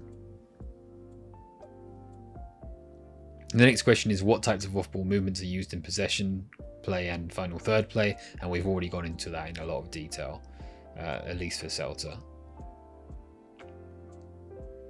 So yeah, I think what we see here is a 4-4-2, or sorry, nope, a 4-4-1, where Vinicius is now the left winger and Mbappe's up top on his own. And we see a man-to-man focus here in that the right-sided centre-back for Real Madrid, who I believe is Militao in this scenario, is pushing up to pick up a man. And they're no longer keeping a spare man in the back line because they don't have a man spare. So it's full-back to wing-back, centre-back to a midfielder there. 1v1 on the halfway line, left back, because they don't have a choice, so they have to take the risk because they're a goal behind and a man down. As a result, wing back is totally free and has the opportunity to carry. Dropping forwards, didn't quite get the run we wanted from the right winger there.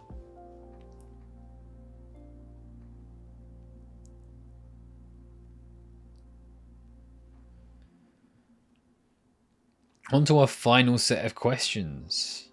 Did either team enjoy a physicality or intensity advantage? I would argue that Celta edged an intensity advantage. And that came from a tendency in the Real Madrid squad to lack the intensity. To be a bit confident, arguably arrogant, and obviously sometimes that arrogance does wonderful things for them in the Champions League, but maybe also sometimes that arrogance means that they don't put in full effort in just another league game at home against Celta Vigo, right? We see a return to the high press and aggression here. Now you're a man up. Let's utilize it. Although we do see 5 players committed at the back line. Why is that the case? Well, it's because there are 4 Real Madrid players committed to their front line. So we keep the +1 in our back line here. And we're still able to go man to man all over the pitch elsewhere. And we don't even need to worry about having a -1 in an advanced area. We can keep the +1 in the back line because we're now a man up. So in terms of there being 5 players in Celta Vigo's backline, that's dictated by the opposition. But the behaviours up front and the tendency to step the backline up, that is on Celta Vigo's decision to make. Bit slow in getting out to the fullback here. Can Real Madrid take advantage? Do Celta Vigo lose their intensity advantage now that Real Madrid are upset? Now that we're a man down, we're a goal down, now we're actually going to really start trying?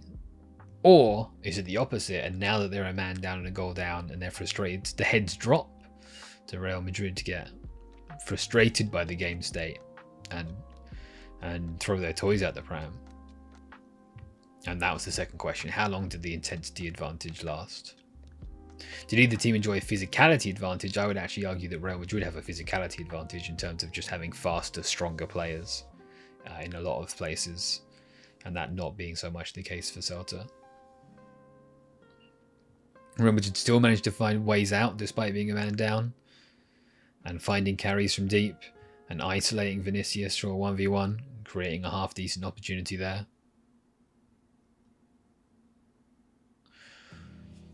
What was the relationship between game state and intensity for each team?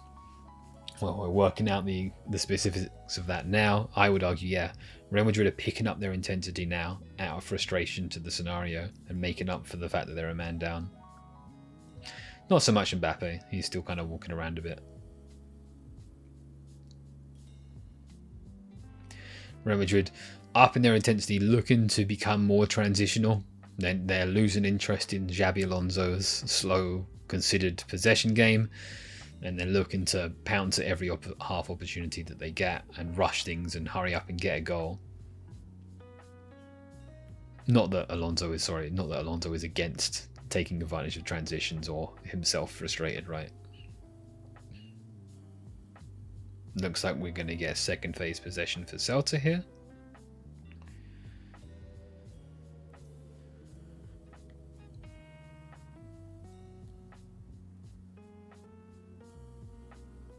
Possible second ball win, no.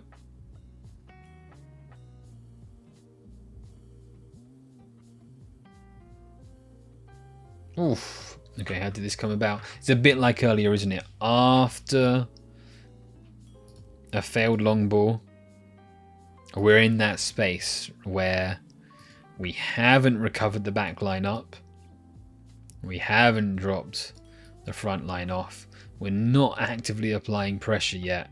We're waiting for the mid-block scenario to arrive to us rather than forcing an issue here. Because I think it's not just, laziness or fatigue at play here, but there's a wariness. If I commit out here, I open up space. Now in this scenario, arguably, they're a man up, so they can be less concerned about that. But this is where we saw that dangerous chance come from earlier. Maybe Celta Vigo have slight tendency to switch off in moments here. Arguably they're in their back line. Arguably they're in their mid-block here. And this is just a very well executed play from two very, very gifted Real Madrid players that doesn't quite come off.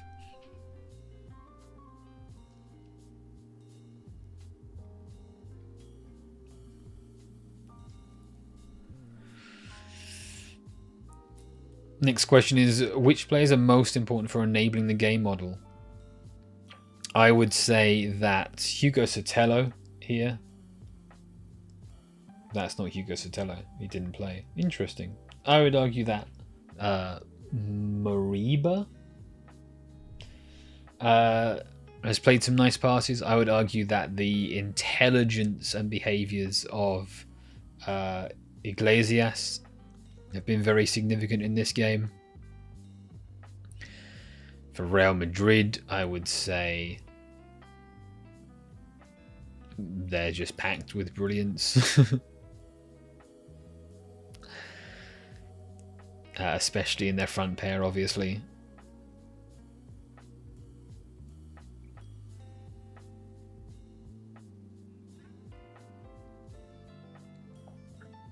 Can Celta find spare players here with their man advantage? Definitely you can see Real Madrid are up in their intensity. Standing by that for sure. But can that intensity be manipulated? Because look at the space as a result. You're finding on the far side. If Celta can find the far side, it could be really, really threatening. Or can they play through the near side just with the man advantage? Maybe this time, yeah. So look. All of that short passing, all of that drawing out has created a 3v2 scenario. And here we are attacking that space, but the pass falls short. Which players inhibited the game model? Arguably, Mbappe's lack of intensity out of possession undermined Real Madrid's pressing game.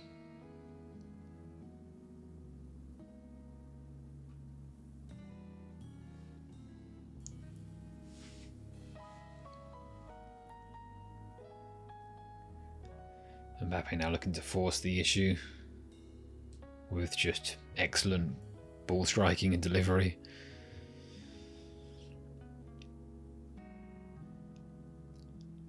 How did each team attempt to nullify the opposition's biggest personal threats? I'm not seeing a lot from Real Madrid in terms of picking up specifics. Celta Vigo probably similar, to be honest. They're denying access to Vinicius Jr. and Mbappe through their general team coordinated play. There seems to be some awareness to never allow Vinicius Jr. to be 1v1 on the flank, making sure you've always got the spare wide centre back there. Which player relationships are visibly key to the team's tactical approach? Yeah, I think the relationships between Iglesias and originally it was Jurain, I think, sorry, and then later on Svedberg. Big focus on the counter movements there. Iglesias drops, the right inside forwards runs on, and the opposite. Good interactions between wide centre backs and wing backs. Good interactions between wing backs and inside forwards, rotating for each other. Yeah, if you're doing one job and it was previously mine, I'm now going to go do your job or something similar to it, both offensively and defensively. Again, here we are utilising our man advantage to draw the opposition on. And now, because in order to press high, Real Madrid can't keep a spare player in the back line, maybe when we do go long, we can take advantage and win the second ball with our equal number of players. Not quite this time.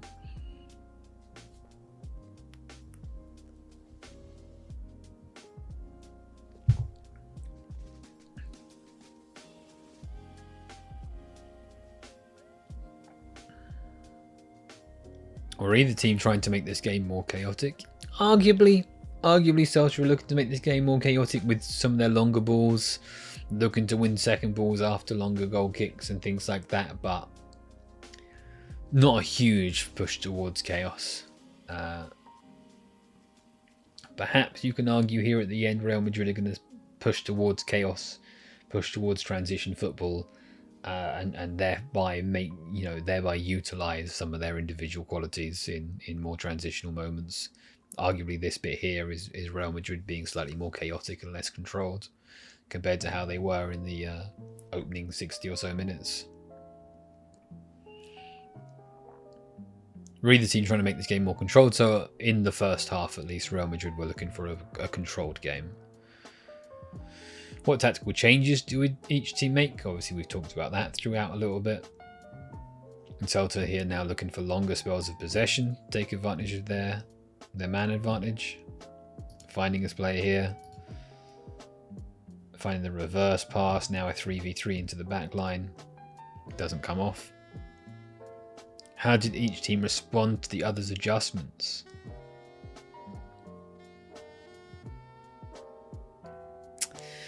Nothing super obvious about that to me. Obviously, again, we talked about maybe Real looking for more frequent and earlier and more aggressive and wider switches. I don't think we've seen any specific answer.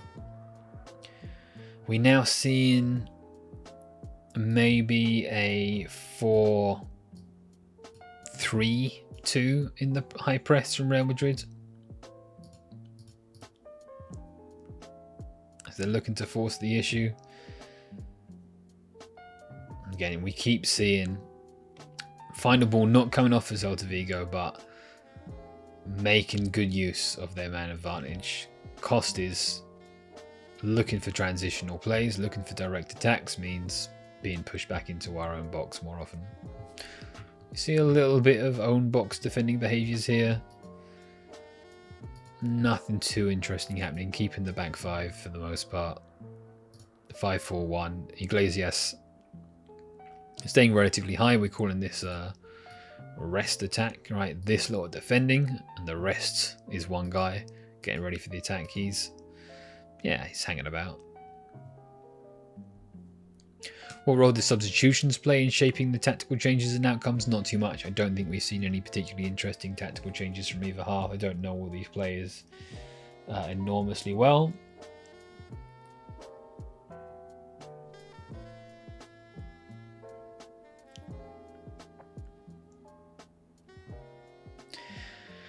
How did competition, meta-tactical context, influence decisions?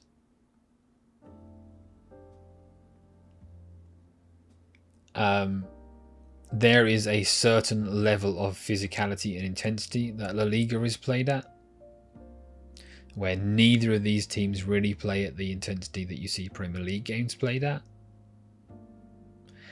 And I think that were Celta likely to play a Premier League team, that they might struggle physically in some of the duels. I see some smaller, skinnier players in this team. And like I said, we mentioned Real Madrid having a physicality advantage in several scenarios. Obviously not an advantage they are able to utilize into a result or even an especially good performance in this game. And I think, yeah, we're seeing a 4-3-2 high press from Real Madrid now.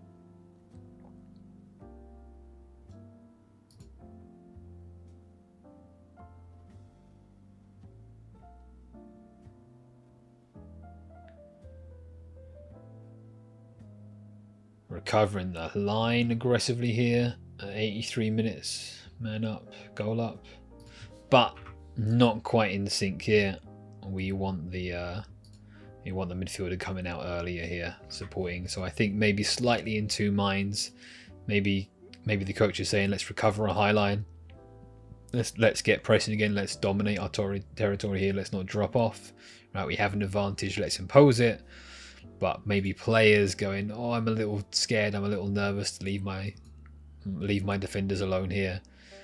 And that hesitation is where the weakness comes. Yeah, so the left centre mid here originally had this player. Allows him to make the run because he needs to stay with whoever this player here is.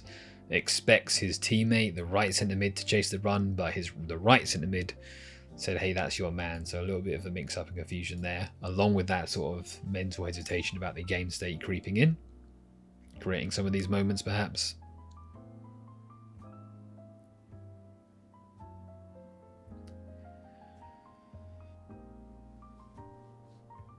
Getting late in the game, but things are tense still, so there's still real football being played. Obviously it's getting messier as Real Madrid get more desperate, Celta get a bit more nervous.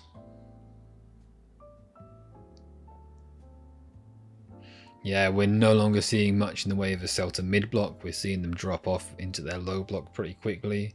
Still have a wing-back pushing out. Still looking to go man-to-man in wide areas. But allowing crosses and just heading crosses away. Things get a bit more direct in the final third from Real Madrid.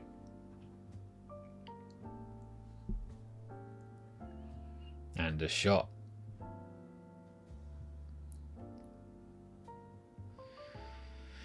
What could each team have done differently to solve the tactical problems posed? So I do think Celta could have been braver in possession at the end of the second half. But it's not uncommon at all to see teams just look to see the first half out. I think, yeah, I argue in this game that Celta generally could have been bolder with their possession play. Maybe bolder isn't the right word. Could have actually been more patient in their possession play and respected themselves and said, yeah, we can play sustained possession football when we want to. What could have inhibited that? Just the general respect that you would expect Celta coaches and players to have for Real Madrid. And then what could Real Madrid have done differently? Could have been more organised, I think, in their final third play. I think Xabi is maybe leaving Vinicius and Mbappe up to make the decisions that they want to make, not telling them what to do exactly.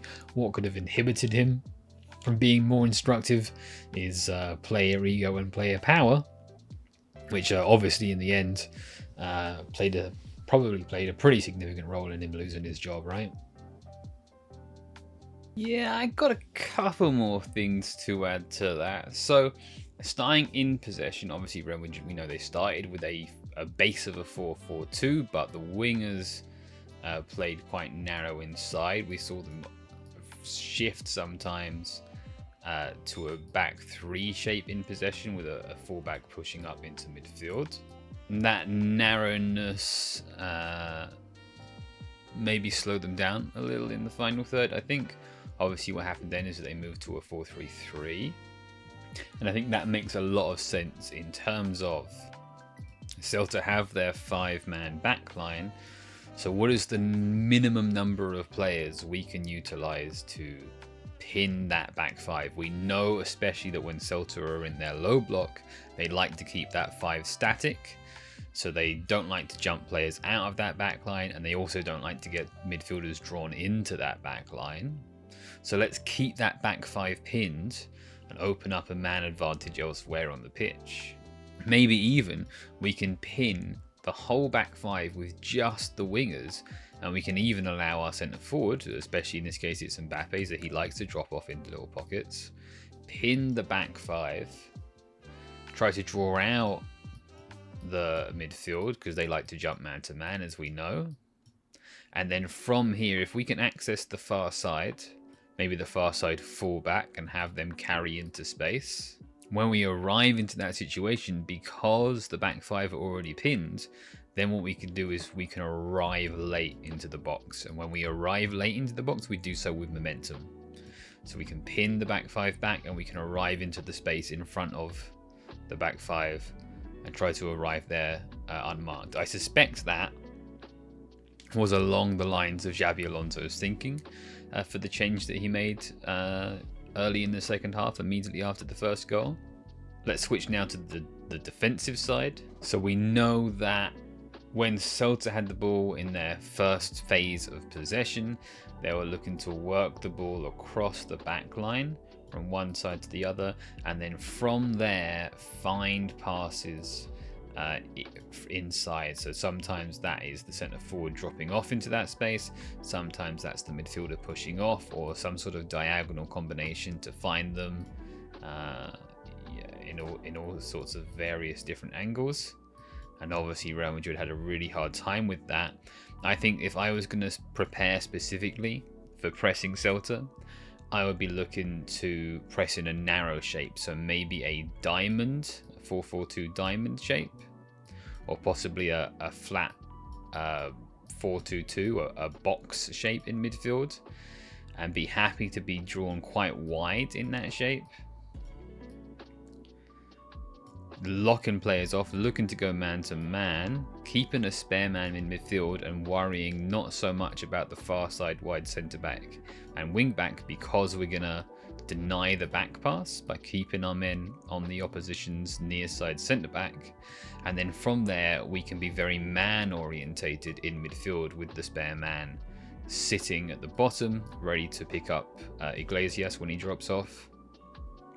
And so by being man orientated in midfield, all of their clever movements to create diagonal angles and combinations, we're going to do a better job of shutting those down. But we didn't really see those things so much in this game. I think that's mainly explained by the fact that, again, Real Madrid are very much the protagonist team in this scenario. They're learning Xabi Alonso's system at the time, and so it's much more about them and learning his system and building their system and learning their way, rather than reacting so dramatically to Celta Vigo to make a big formation change towards what to Real Madrid are like a small team coming to them at home.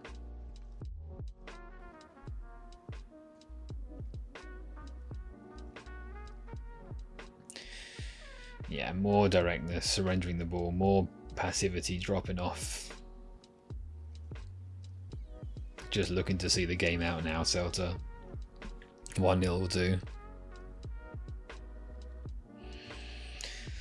Last question then, final question, is the bonus question. Are there any players from this match who I want to make note of and watch more of? I quite like Mingueza. I like Iglesias, but he's not a player that I'm interested in based on his age profile.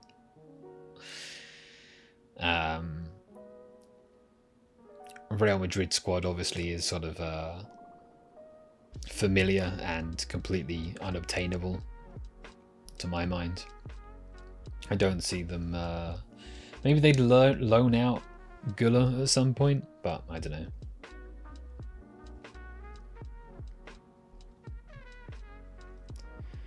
And you can see earlier crosses coming in for Real Madrid now as they're just looking to snatch anything they can. Transition moment. Smart pass from Vinicius, not red, not syncing up with his teammates there. Yeah, we've got one player making the breaching run, the pushing run, looking to make that near post dart. You got Mbappe dropping all the way off, and Vinicius says, "Hey, where's my penalty spot player? There should have been someone on the penalty spot," and I sympathise with him there.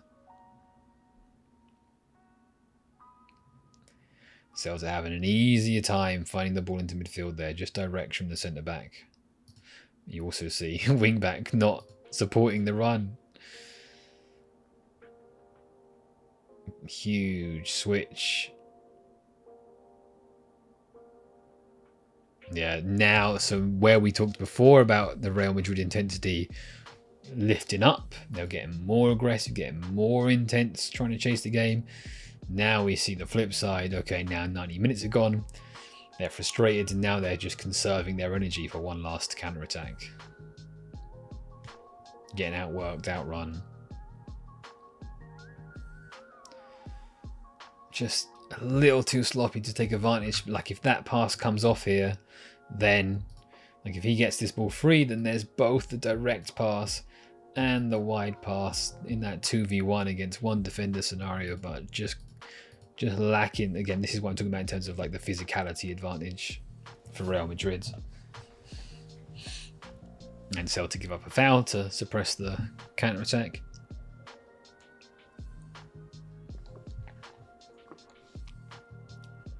Oh, and there's some getting up at the ref. And there's a red card. There's a red card for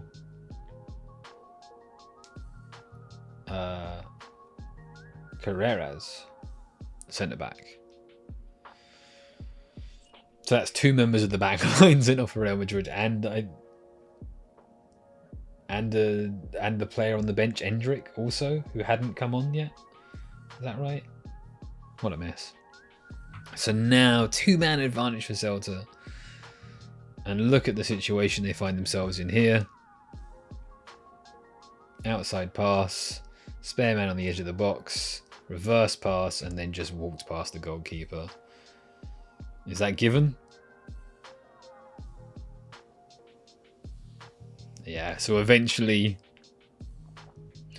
that 2-man advantage was just way too much. I mean, look at the scenario the defender finds himself in here. 1v2 as a last man is... yeah. Love the reverse pass there. That's really smart. I think a lot of players are going to want to hit this ball first time.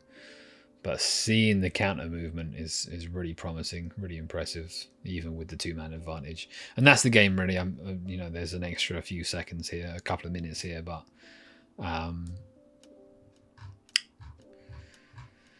yeah, maybe we didn't get into some of the Real Madrid details that I could have done. I was mainly looking at the lens of focusing on Celta's approach to the game. And again, in terms of like my position as a Spurs fanalist, yeah, I'm definitely interested in Heraldes. I think there's a really well coached team here. I'm curious about, you know, if I was to now go and watch several other games, and I will, but not into videos like this, I'm going to be saying, how are things different? Are the plays, are the off-ball movements the same? Is their general approach to the game, you know, more possession focused, a bit more patient? How do different individuals coming in and out of the team shape things? Questions of that nature. Do they spend less time in their low block? What do their medium block behaviors look like against a less scary opponent? Things of this nature. But yeah, this is now a dead game. Neither team are meaningfully playing. Both teams are kind of accepted the result, and you can see all the energy has come out of the game. And there you go. Thanks to Football with Dave for the upload. If you've got any more Celta games to upload, buddy, they'd be very much appreciated. And thank you all for watching. I hope that you learnt something, because I do get the question, hey Nathan, can you tell me how to analyze a football game? I've been having it for years, and I've always said, well, just kind of watch my general stuff. But now I've actually done this, and I hope that you find that insightful. Nice one.